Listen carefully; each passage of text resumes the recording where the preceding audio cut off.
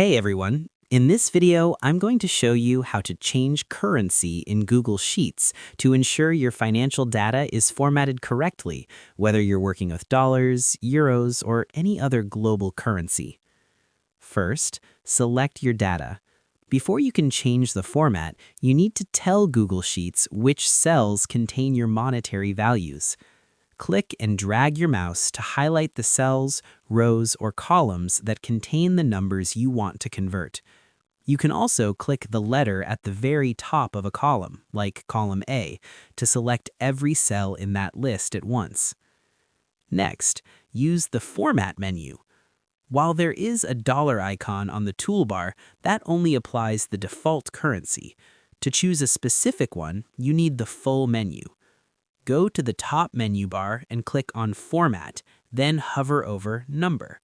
Scroll down to the bottom of the list and select Custom Currency. This opens a searchable window containing every major currency in the world.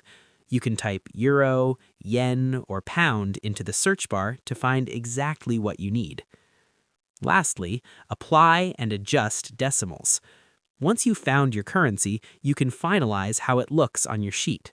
Select your chosen currency and click Apply. If you don't want to see cents or pence, use the .0 and .00 icons in the main toolbar to decrease decimal places.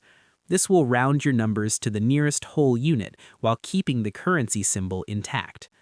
And that's pretty much it. To change currency in Google Sheets, highlight your cells, navigate to Format, Number, Custom Currency, and search for your desired symbol. Hit Apply and use the toolbar icons to adjust your decimal places for a clean, professional finish. I hope this helped you out, and I see you in the next one.